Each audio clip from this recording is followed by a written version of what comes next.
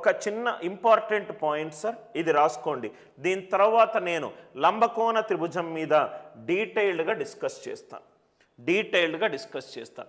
నవ్వు ఇక్కడ చూడండి సార్, ఒక ఏబిసి అనేటి త్రిభుజంలో 3 భుజాలు, ఏబిసి అనేటి త్రిభుజంలో 3 భుజాలు are 3 sides of a triangle, are 3 sides of a triangle. ABC are 3 sides of a triangle.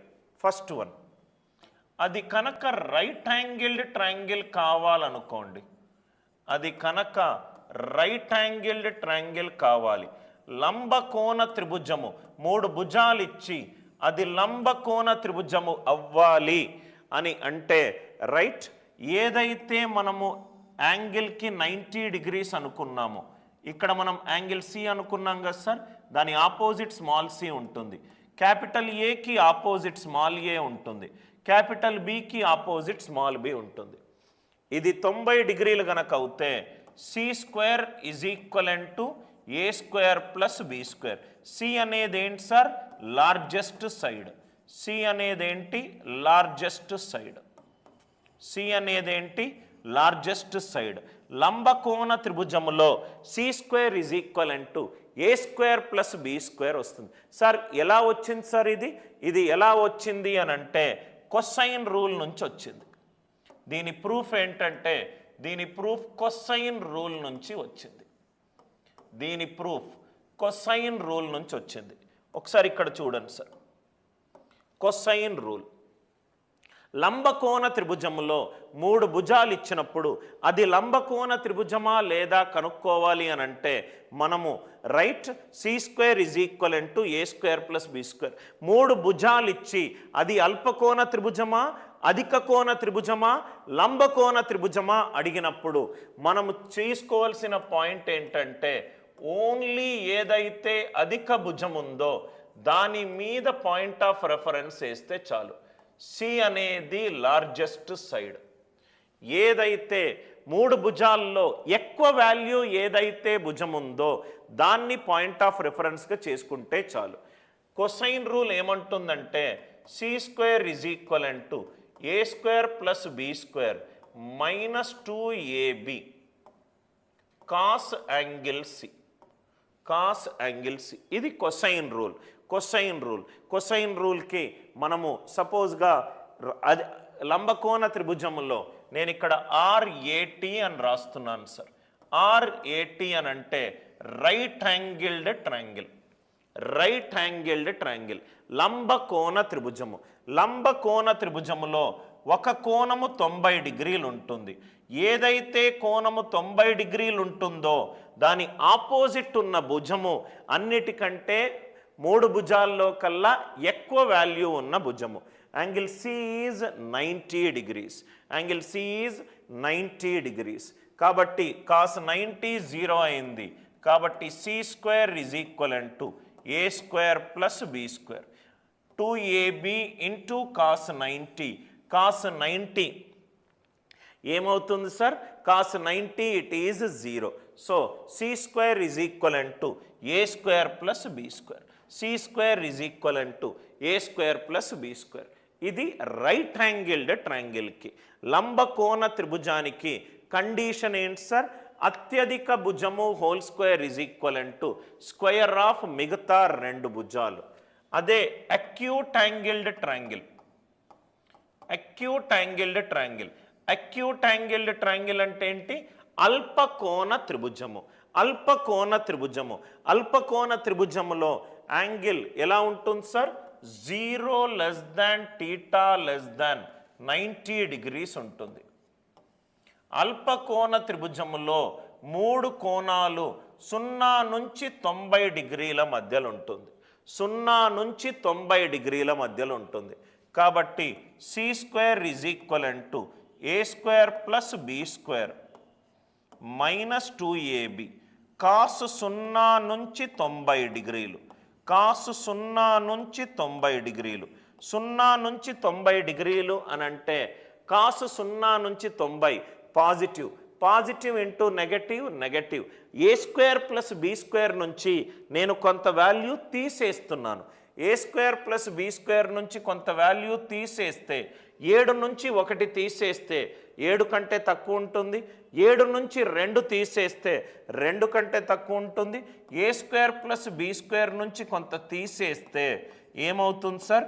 C square less than A square plus B square అవుతుంది. C square less than A square plus B square అవుతుంది. అదే అధిక కోణ త్రిభుజము చాలా important point sir. Obtuse angled triangle, obtuse angled triangle, obtuse angled triangle. Obtuse angled ట్రయాంగిల్లో ఒక కోణము ఏదైతే అధిక కోణం ఉందో దాని యాంగిల్ 90 డిగ్రీల కంటే ఎక్కువ ఉంటుంది. ఎప్పుడూ గుర్తుపెట్టుకోండి సార్, అది లంబకోణ త్రిభుజమైన, అల్పకోణ త్రిభుజమైన, అధిక కోణ త్రిభుజమైన మనం చూసేది ఎప్పుడూ కూడా రైట్ 3 భుజాల్లోకుల్లా లార్జెస్ట్ సైడ్ మాత్రమే. ఏదైతే భుజానికి లార్జెస్ట్ వాల్యూ ఉంటుందో ఆ ఆపోజిట్ ఉన్న యాంగిలే దాన్నే మనము చేస్తాము. ఇక్కడ సి అధిక వాల్యూ ఉంటే దానికి ఆపోజిట్ ఉన్నది యాంగిల్ సి 90 డిగ్రీలు. అల్పకోణ త్రిభుజములో 0 నుంచి 90 డిగ్రీలు, అధిక కోణ త్రిభుజములో theta greater than 90 degrees. C square is equivalent to A square plus B square minus 2ab cos greater than 90. Cos 90 డిగ్రీల కన్నా ఎక్కువ ఉన్నప్పుడు నెగటివ్ ఉంటుంది, negative into negative positive. A square plus B స్క్వేర్కి పాజిటివ్ యాడ్ చేస్తే ఇప్పుడు 7కి ఒక సహజ సంఖ్య యాడ్ చేస్తే 7 కంటే ఎక్కువ ఉంటుంది కదా సార్. కాబట్టి అధిక కోణ త్రిభుజములో C square greater than A square plus B square అవుతుంది. అధిక కోణ త్రిభుజములో C square greater than A square plus B square అవుతుంది. 3 అల్పకోణ త్రిభుజము, అధిక కోణ త్రిభుజము, లంబకోణ త్రిభుజము. జనరల్గా మనకున్న రెగ్యులర్ ఎన్సీఆర్టీ సిబిఎస్ఈ టెక్స్ట్ బుక్స్లో మనకేం చేస్తారంటే జనరల్గా లంబకోణ త్రిభుజాల మీద ఎక్కువ పాయింట్స్ ఉంటాయి, లంబకోణ త్రిభుజాల మీద ఎక్కువ పాయింట్స్ ఉంటుంది. సో కాబట్టి మనము దాని మీద ఎక్కువ ఎంఫసైజ్ చేస్తాము. అల్పకోణ త్రిభుజము, అధిక కోణ త్రిభుజము ఈ రెండు కూడా ఇంపార్టెంట్, ఈ రెండు కూడా ఇంపార్టెంట్. సపోజ్గా ఫర్ ఎగ్జాంపుల్ మనకు క్వశ్చన్ ఇలా అడిగాడు. సపోజ్గా ఇక్కడ చూడండి సార్, 5, 12, 14 ఇది ఏ త్రిభుజము అని అడిగాడు. 3 భుజాలు ఇచ్చాడు.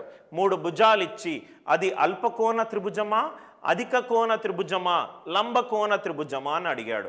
ఎప్పుడూ మనం చూడాల్సింది లార్జెస్ట్ సైడ్ మీద మాత్రమే. దానికి స్క్వేర్ అయ్యండి, ఈ రెండింటినీ స్క్వేర్ చేయండి. 5 square plus 12 square, 14 square is 196, 12 square అంటే 144 ప్లస్ 25 అంటే 169. 196 అనేది 169 కంటే ఎక్కువ ఉంది కాబట్టి ఇది ఏ త్రిభుజం అవుతుంది? అబ్ట్యూజ్ యాంగిల్డ్ ట్రయాంగిల్ అవుతుంది, అధిక కోణ త్రిభుజం అవుతుంది, అధిక కోణ త్రిభుజం అవుతుంది. 3 భుజాలు ఇచ్చినప్పుడు అది అల్పకోణ త్రిభుజమా, అధిక కోణ త్రిభుజమా, లేకుంటే లంబకోణ త్రిభుజమా అని అడిగినట్టు అవుతే ఓన్లీ లార్జెస్ట్ సైడ్ మీద మాత్రమే ఫోకస్ పెట్టండి.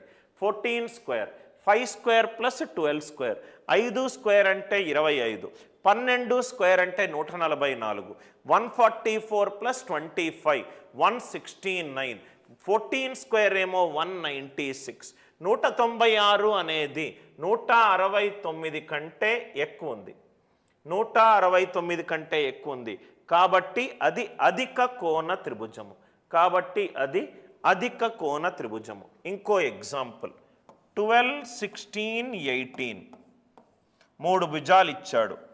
12, 16, 18, 12, 16, 18 ఈ 3 భుజాలు రైట్ అల్పకోణ త్రిభుజమా, అధిక కోణ త్రిభుజమా అని అడిగాడు. 3 భుజాలు అల్పకోణ త్రిభుజమా, అధిక కోణ త్రిభుజమా అని అడిగాడు. ఎప్పుడూ లార్జెస్ట్ సైడ్ మీదనే మనకు ఫోకస్ ఉండాలి. 18 స్క్వేర్, మిగతా రెండింటిని యాడ్ చేయండి. ఇది 12 స్క్వేర్ ప్లస్ 16 స్క్వేర్. 18 స్క్వేర్ ఇది 324. ఇది 12 స్క్వేర్ 144. ఇది 16 స్క్వేర్ ఇది 256. ఇది 400. 324 ఈజ్ లెస్ దాన్ 400. కాబట్టి ఇది ఏ త్రిభుజం సార్? అల్పకోణ త్రిభుజము. ఇది ఏ త్రిభుజము? అల్పకోణ త్రిభుజము. ఇది ఏ త్రిభుజము? అల్పకోణ త్రిభుజము.